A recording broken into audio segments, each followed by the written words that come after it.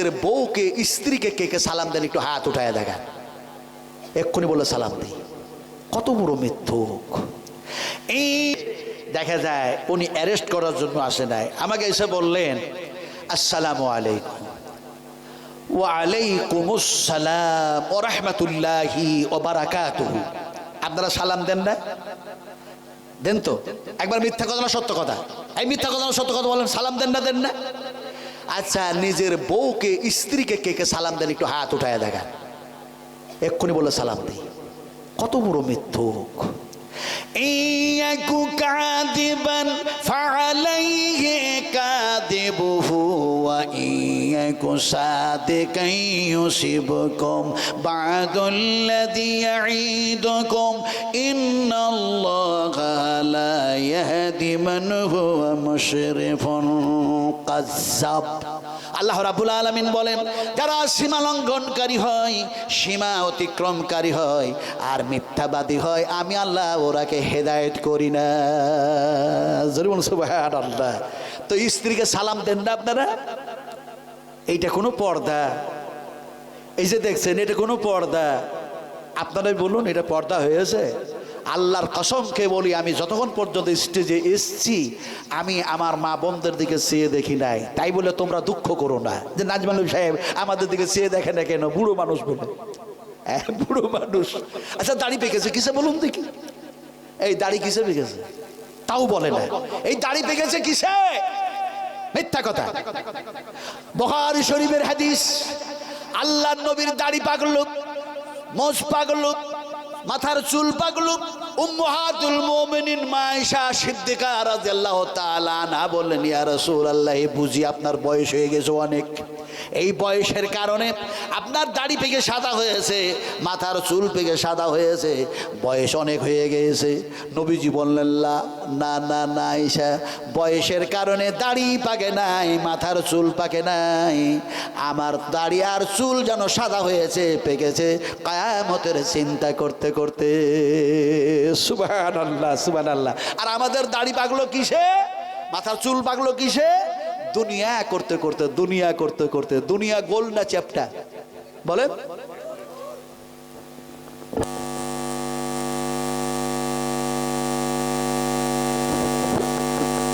দুনিয়া গোল না চ্যাপ্টা? আর একটু ভালো করে বলুন। দুনিয়া হচ্ছে গোল। আমি বুঝাবো কেমন করে? সময় পেলে ইনশাআল্লাহ বুঝাবো, সময় পেলে। আমি আলোচনা করতেছিলাম আপনাদের সামনে যে মা বোনদের দিকে চেয়ে দেখছিলাম না। কেন দেখছিলাম না? নবীজি বলেছেন, তোমরা যতবার অপরের স্ত্রীর দিকে, অপরের মেয়ের দিকে চেয়ে দেখবা, সেটা যেন দেখা যায় চোখের জেনা হয়ে যাবে। আল্লাহ পাক কোরআনের মধ্যে সে কথা বলেছেন। জোরে বলুন সুবহানাল্লাহ। আমরা তো চেয়ে দেখি না, আরো চেয়ে দেখি মোটা মোটা চোখ করে। কথা বুঝেন কিনা?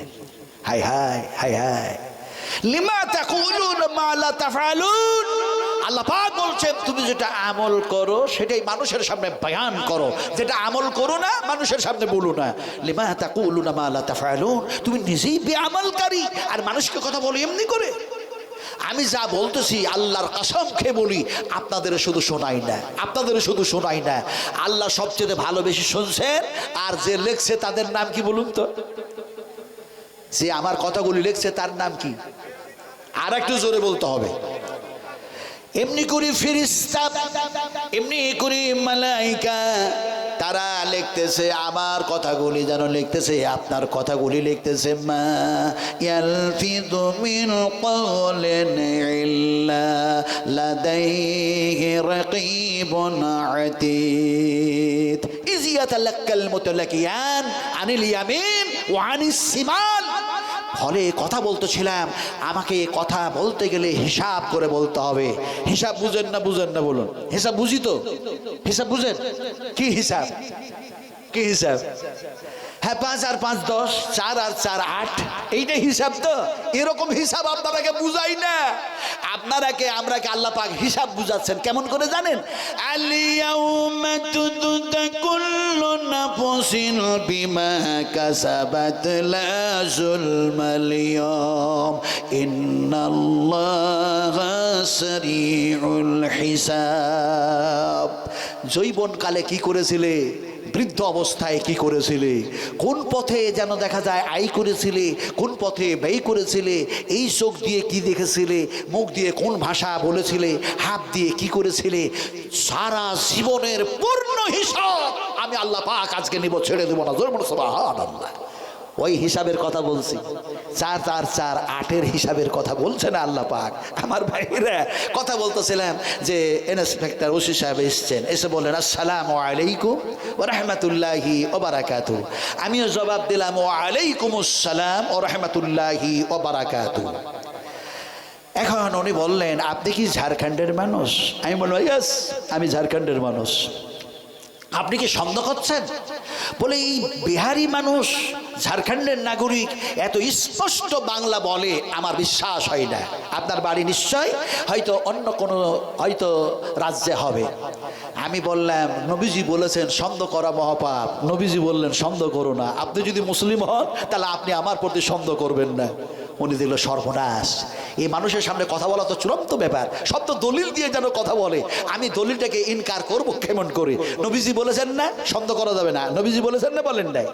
উনি শেষ পর্যন্ত আমাকে বললেন যে থানাতে ছিলাম, আপনি যখন থেকে লাউডস্পিকারের সামনে মুখটা লাগাইয়াছেন আপনার গলার কণ্ঠস্বরের সাথে সাথে কথাগুলি বারবার আমার কানে ধাক্কা মারছে, থানাতে কাজ করতে অসুবিধা হচ্ছিল।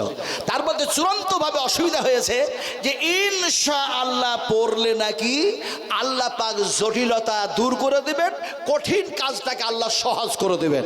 তো আমার সবচেয়ে কঠিন আর জটিল কাজ হচ্ছে আসামি ধরা। আমি থানাতে বসে ইনশাআল্লাহ পড়বো আর আল্লাহ পাক আসামি ধরায়া দিবেন, এটা সহজ করে দিবেন। এটা কি সম্ভব? আমি বললাম সম্ভব। দুর্বল সুবহানাল্লাহ, আরো দুর্বল সুবহানাল্লাহ। আচ্ছা পানি থেকে কি মানুষ বানা সম্ভব? এই মানুষ বানা সম্ভব না? সম্ভব না। পানি থেকে আল্লাহ যদি বলেন আমি মানুষ বানাবো, তাহলে আল্লাহর পক্ষে সেটা সম্ভব না অসম্ভব?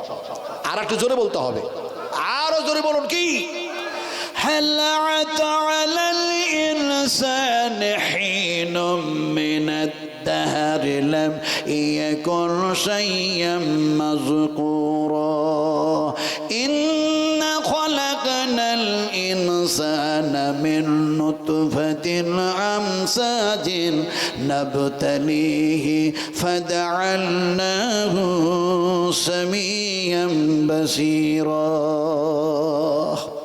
আমি পারলাম না, আমি যেন তিনাকে বললাম সম্ভব। আপনি থানাতে বসে ইনশাআল্লাহ পড়বেন, আল্লাহ পাক আসামি ধরা আপনার জন্য সহজ করে দেবেন। উনি বললেন এটা সম্ভব নয়। আমি বললাম আপনার এই প্রশ্নের উত্তর আমার কাছে অগণিত উত্তর আছে কোরআন ও হাদিস থেকে, আপনাকে ছোট্ট করে উত্তর দিই। একটি মানুষ আরেকজন মানুষকে হত্যা করলো, মানুষটি মৃত্যুমুখে পতিত হয়ে গেল। এখন সেই মৃত্যু মানুষের বংশের মানুষগুলি সেই পিরিয়ডে, সেই মোমেন্টে, সেই সময় একজন পয়গম্বরের কাছে গেলেন, গিয়ে বললেন তারা এই জামানার আপনি সবচেয়ে বড় পয়গম্বর, আপনার নাম কি? মুসা। তিনি বললেন আমি মুসা আলাইহিস সালাতু সালাম। তোমরা কোন সমস্যায় পড়েছো? লোকগুলি বলল আমাদের এই মানুষটাকে হত্যা করেছে কে, আসামি ধরা যায় না। আসামি ধরবো কেমনে? আপনি তার প্রসেস বলে দিন। হাজরতে মুসা বললেন একটা গরু জবা করো গা, আর গরুর গোস্তটা ওই মৃত্যু মানুষের যেন কাটা জায়গায় ঠেকায়া দাও, মানুষটা আল্লাহর হুকুমে জীবিত হবে, আর তাকে কে হত্যা করেছে তার আসামির নাম সে বলে দিবে, তারপরে সে মানুষটি আবার আল্লাহর হুকুমে আবার মৃত্যুমুখে পতিত হয়ে যাবে। এখন মানুষগুলি যেন এই কথা শুনলো, বলে গরু জবা করবি, কিন্তু জিজ্ঞেস করা হলো না গরুর রং কেমন হবে, গরুর লেজ কেমন হবে, শিংটা কেমন হবে, তারপরে গরুর বয়স কেমন হবে। একটার পর একটা মনের মধ্যে তারা জল্পনা কল্পনা করলো, আর মুসা নবীকে জিজ্ঞেস করলো, আর যত প্রশ্ন করেছে তত যেন কঠিন থেকে কঠিন, জটিল থেকে জটিল সমস্যার সম্মুখীন তারা হয়েছিল। এখন নীল গাভী খুঁজবে, কোথায় যেন সেই ধরনের রঙের গাভী পাবে। এখন খুঁজতে খুঁজতে হয়রান, খুঁজেই যেন পাই না সেই ধরনের গরু। এমন সময় তাদের মধ্যে কেউ বলল আগামীকাল পেয়ে যাব ইনশাআল্লাহ। সত্যি যেন পেয়ে গেল। আল্লাহ পাক তাদের সামনে সেই ধরনের গরু যেন দিয়ে দিলেন, গাভী পেয়ে গেল, জবা করলো। আর মানুষটা যেন সেই কাটা জায়গায় ঠাকালো, মানুষটা আল্লাহর হুকুমে জীবিত হলো। আর তাকে কে হত্যা করেছিল সেই আসামির নাম যেন বলে দিল, আবার মৃত্যু মুখে সে পতিত হয়ে গেল, আসামিও ধরা গেল। আর গরু খুঁজতে গিয়ে যে জটিলতা তৈরি হয়েছিল সেটাও যেন আল্লাহ সহজে পরিণত করে দিল। ওসি সাহেব বলছেন, আপনি এমন একটা বানায়া কথা বলে দিলেন যা কোথাও খুঁজে পাওয়া যায়নি। আমি বললাম, ভাই কোরআন তো পড়েননি? বলে না, কোরআন পড়ি নাই। আপনি শুধু শুধু খালি ওসি হয়ে গেলেন। আমি বললাম, কোরআনের মধ্যে সূরা বাকার বলে একটি সূরা আছে। বাকারকে মানেই হলো গাভী, বাকারকে মানেই হলো গরু। এখন দেখা যায় সেইখানেই আল্লাহ পাক বলেছেন, তারা যদি ইনশাআল্লাহ না পড়তো, কিয়ামত হয়ে গেলেও তারা সেই ধরনের আর গাভী গরু খুঁজে পেত না, সমস্যার সমাধান হতো না।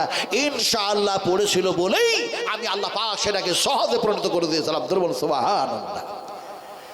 ওসি সাহেব বলছেন, আপনি সব যা বললেন ঠিক, কিন্তু আমি যা প্রশ্ন করেছি তার উত্তর আমি পাই নাই।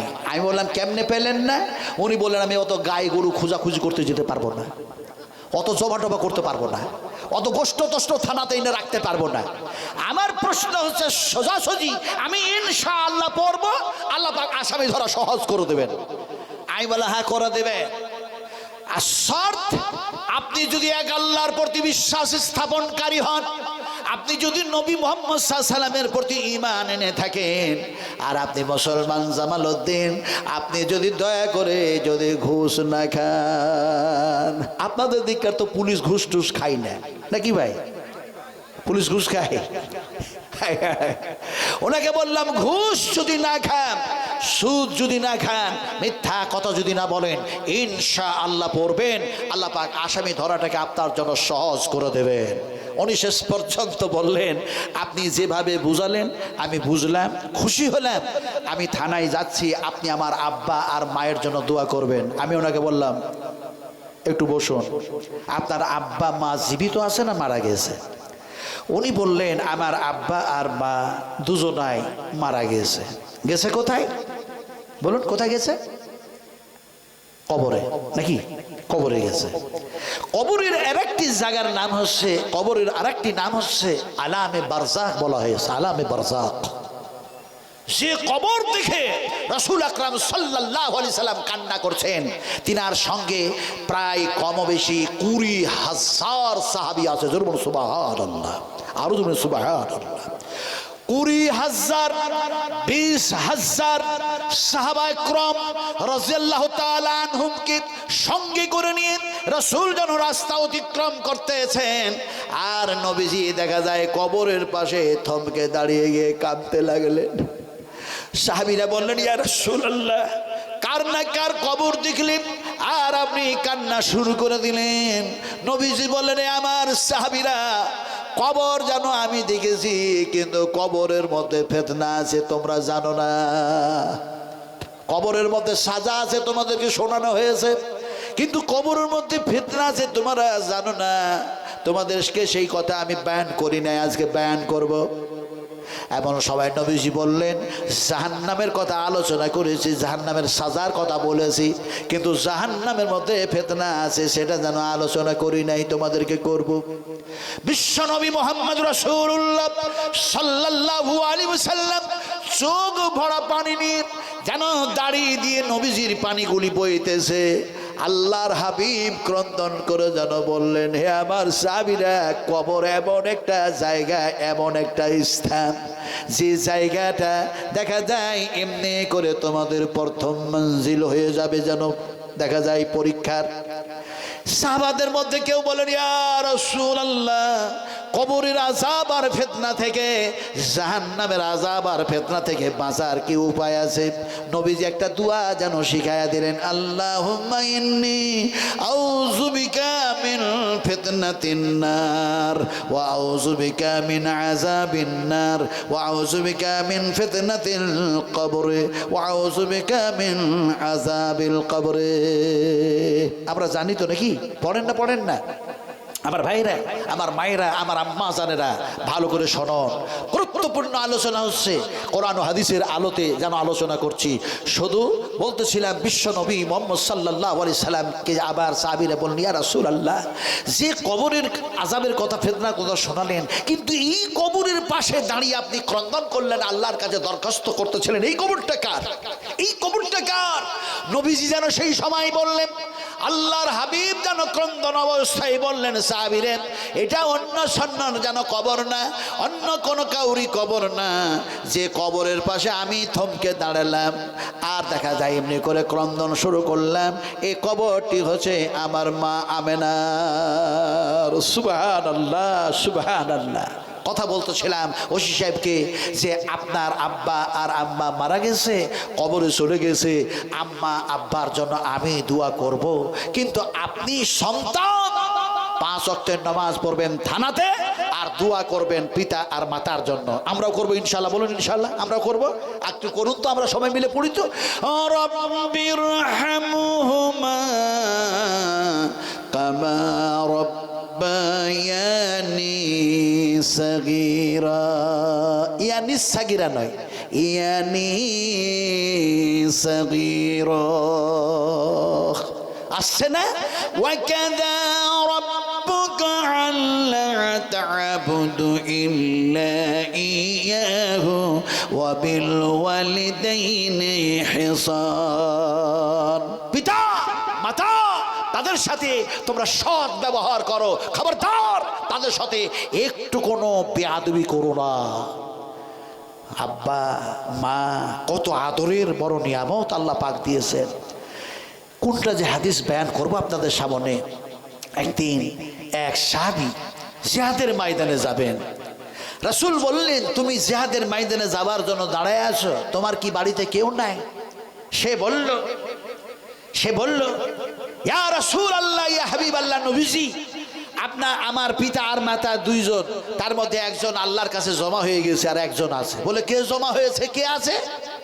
এমন সময় দেখা যায় বিশ্ব নবী মুহাম্মদ সাল্লাল্লাহু আলাইহি সাল্লামের এই প্রশ্নের উত্তরে তিনি যেন বললেন, আমার আব্বা জান অমুক জিহাদের ময়দানে গিয়ে শহীদ হয়ে গিয়ে যেন আল্লাহর কাছে জমা হয়ে গেছেন, মা যেন আছে।